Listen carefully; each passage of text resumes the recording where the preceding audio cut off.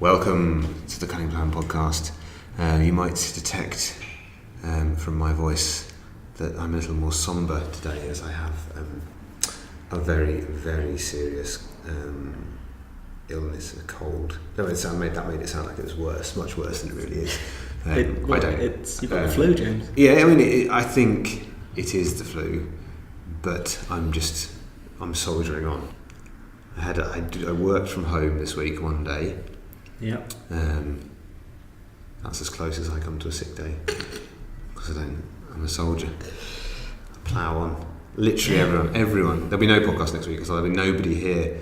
So they've got wind that I had a cold, and they'll be like, already I'm hearing a lot of like, oh, it's getting a bit sniffly. I can feel it. Just feel it coming, James. Just feel it coming on. Anyway, bank holiday weekend, isn't it? A long bank holiday weekend. Extend that to Tuesday. Absolutely. Well, I'll be back to tell you all next week if these lazy so-and-sos are all there, struck down by some mysterious illness. Get ill over the weekend. Have a Saturday, Sunday, Monday cold, and then feeling like hell. Back into work on Tuesday. Bada bing. Glorious. Anyway, you didn't come here to hear about my woes and my sniffles. I apologise if I have to cough. What we'll do is we'll cut that out, but we probably won't edit anything nice in the way. It'll just be a nasty jump cut, but it's better that we're doing it, I suppose, isn't it? So we're here today to talk about Twitter. Joe has got some pretty racy opinions about Twitter, and we wanted to share them with you. We've done a blog about it and about some of the other platforms that we think people maybe should be using, but we thought, let's have a chat with Joe. Let's get into where his head's at about this situation. So Joe, Twitter, dead, done, finished. Shut it down. No one's using it anymore. Yeah, I mean, to be slightly more specific, it's more. I was mainly focused on if you have a business with a marketing team of one or a small marketing team, and you do the generic thing of you've got to have Facebook, you've got to have Twitter, and Instagram's just that sort of put to the side one. Everyone always thinks, got to have Facebook, got to have Twitter. It's like the starting point for your sort of digital outreach. But really and truly, does your business need Twitter? It's always on, it's always live. It needs a lot of maintenance, it needs a lot of monitoring. It needs a lot more posts. Post shelf life on Twitter is very small. So it's that idea of, if you don't have a lot of time and you're mostly scheduling a lot of your content, don't use Twitter. It's not going to gain you anything different from what Facebook or Instagram, the bigger platform, would give you in return. So this is really about the fact that Instagram has overtaken Twitter to such a degree that the number of users is so much higher. How many more people are we talking here, Alec? How many more people are on Instagram rather than Twitter? I think Instagram hit 1 billion users, I think earlier this year, around May or June, I think, whereas Twitter's around the 500 million mark. It's almost twice as big. Wow. And Twitter's got its uses, but really, if you're a marketing team, Instagram and Facebook just have the bigger user base. And if you're a one-man team and you're trying to just maximise your results, Twitter's going to take you a long time to try and do that. Whereas Instagram will give you a lot more sort of bang on your buck, as it were. Why do you think that is? What do you think's caused Instagram to overtake Twitter so much? It's super straightforward. I think that's why a lot of people originally got hold of it when it first launched way back when. I think the idea of all you got to do is take a photo. It doesn't have to be great, doesn't have to be anything special, but apply a filter to it, which normally you'd have to do with Photoshop or something complicated like that. Stick a few hashtags on it, and then you're off and away. It's nothing particularly complex. If you're a brand, it's get your product on there, get an influencer on there using your product. Pretty simple to take a picture, and you can schedule it all up. It's very, very straightforward, which for social media platform, you look at Facebook and obviously Facebook business, very complex, very complicated algorithms. You've got to know how they work. You've got to know who you're targeting, audiences, sort of when your ads are running, all that kind of complexities. Instagram, the advertising tool's still pretty new. You can do it through Facebook, you can do it through native Instagram, but it's still very straightforward. It's very easy for people to just get hold of with little experience in social media. I think it's also something about the fact that we all take pictures. We've been taking pictures for a really long time with our phones.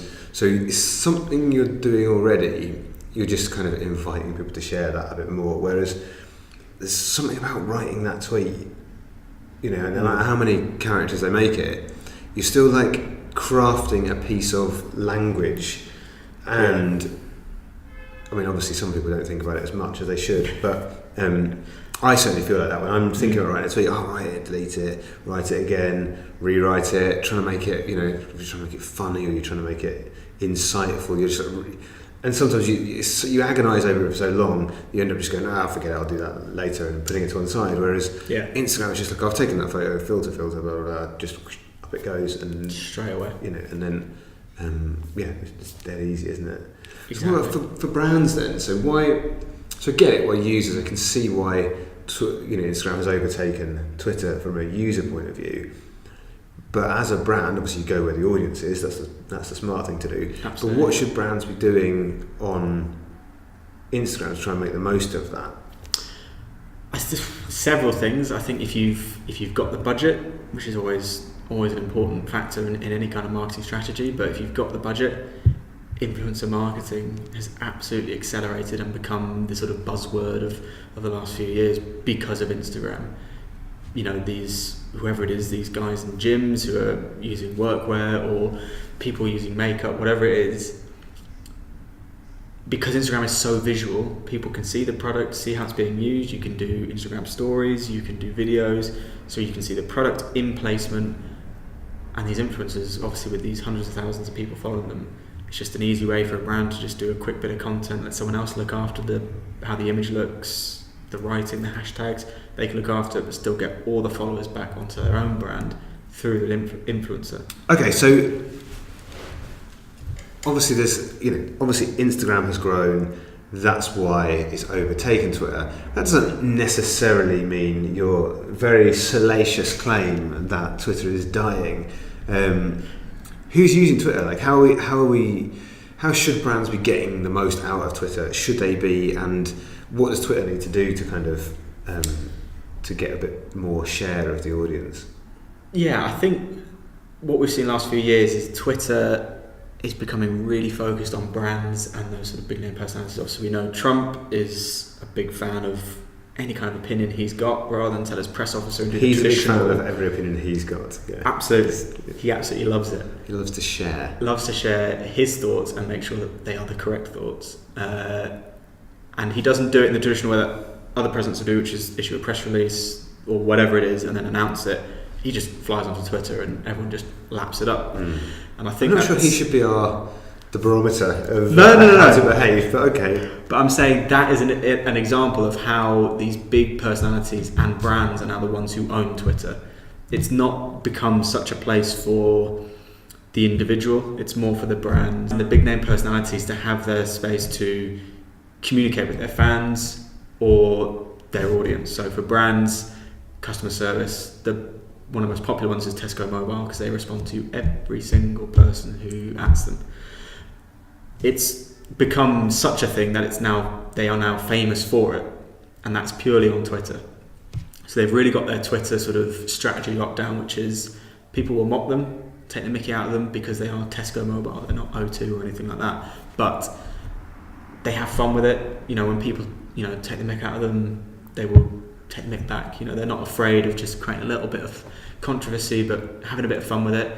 And there are a lot of brands taking that kind of stance that Twitter's so live, you can have open conversations with your audience. And that's the other thing, is brands now can talk to their customers. When there's a customer complaint, you are far more likely to get a response on Twitter the same day, if not quicker, from the brand to solve your issue, whatever it may be, than you are on Facebook, than you are on Instagram.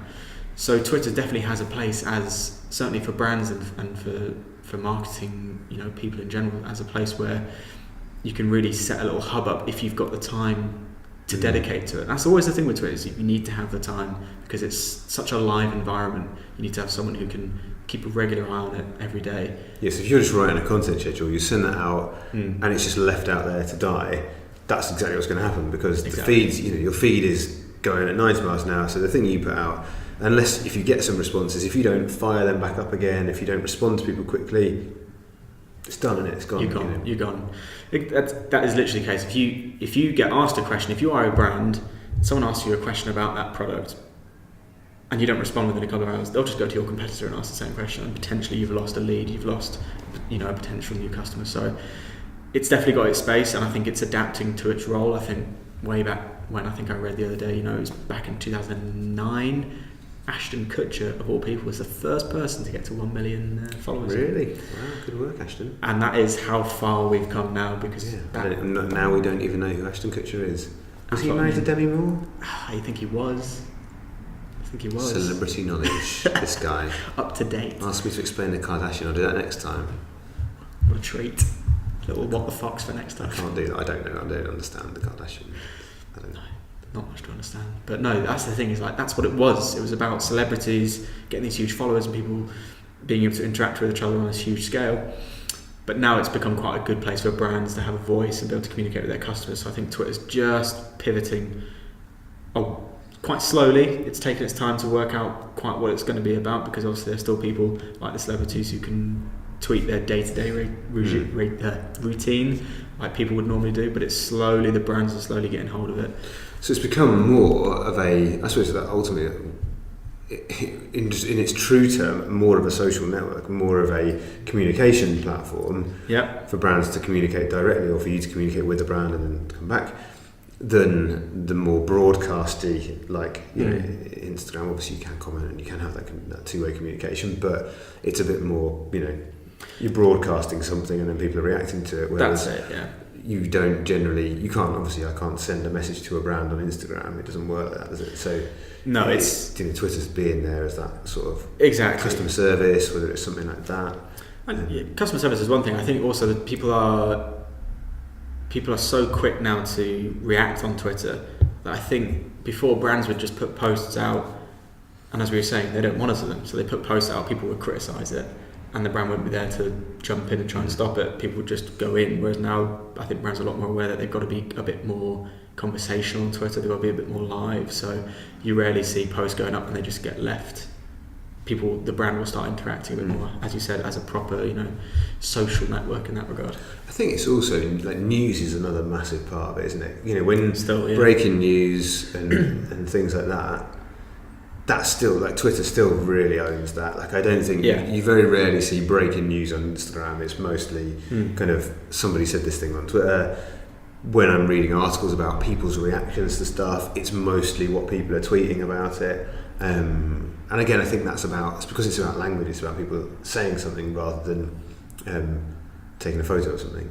Well, exactly. I think there's always the stats about how a Facebook post or a tweet with an image or a video will perform better, which is probably where Instagram has fitted in quite nicely, because it is just the photo side of that. But Twitter, in terms of the news, is far and away the best place. If something has broken, it's going to be on Twitter first, and then everything else probably about an hour later. The breaking news, when news hits, when something as trivial as when it's football transfers happening and you're getting in the know journalists breaking something maybe 2 or 3 hours before the big media hubs have got it, all the fans are waiting, they're following the journalists and they know it on the second it breaks. You can't really get that anywhere else.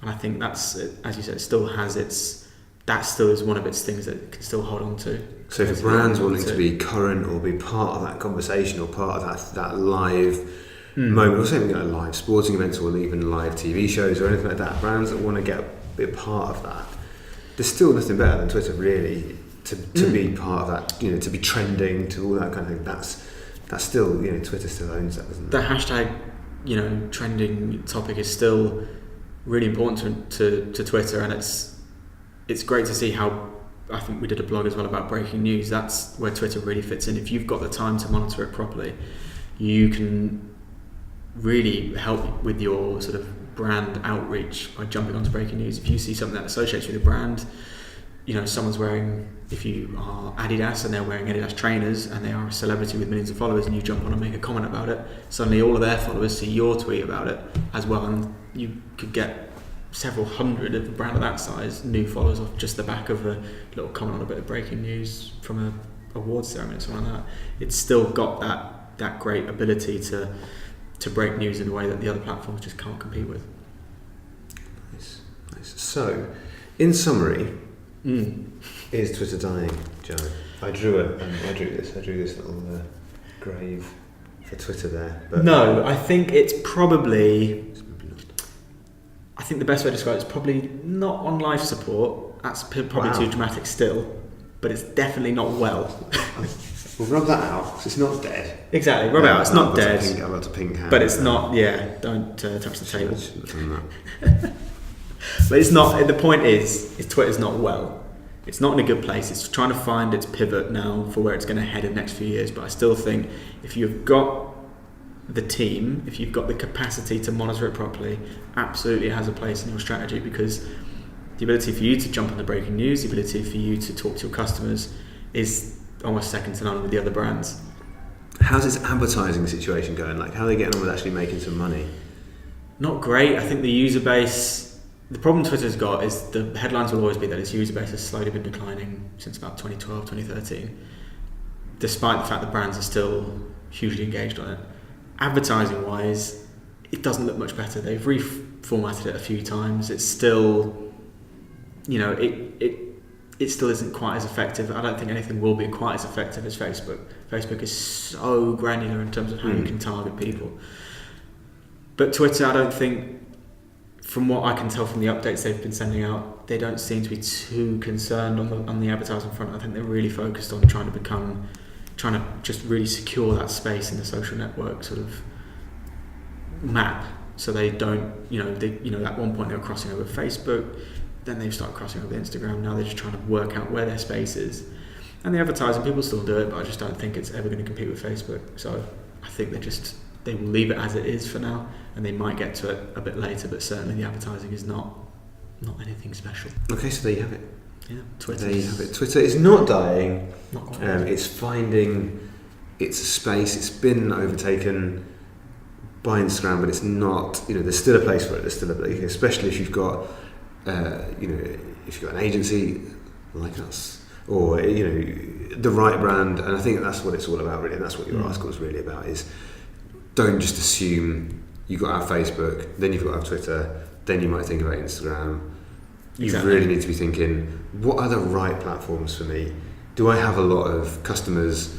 Are they constantly trying to talk to me? If they are, then maybe Twitter's a good place to start, because that's you're going to have that two-way conversation. You're going to have that. Exactly. So it's really all about thinking about your strategy and thinking about which networks are the right ones. Not necessarily, I just want the biggest one, because you might have the right demographic for Twitter. That might be the right way to go. So it's just all about thinking about what networks are going to help you get in front of your audience and help engage those people more efficiently. Exactly. What suits your needs most. All right, cool. Well, thank you, Joe. Thanks for joining us today. No problem. Hope that was useful or interesting, or indeed both. We'll be back next week with another chit-chat and waffle along about marketing things. Until then, see you next time. Cheers.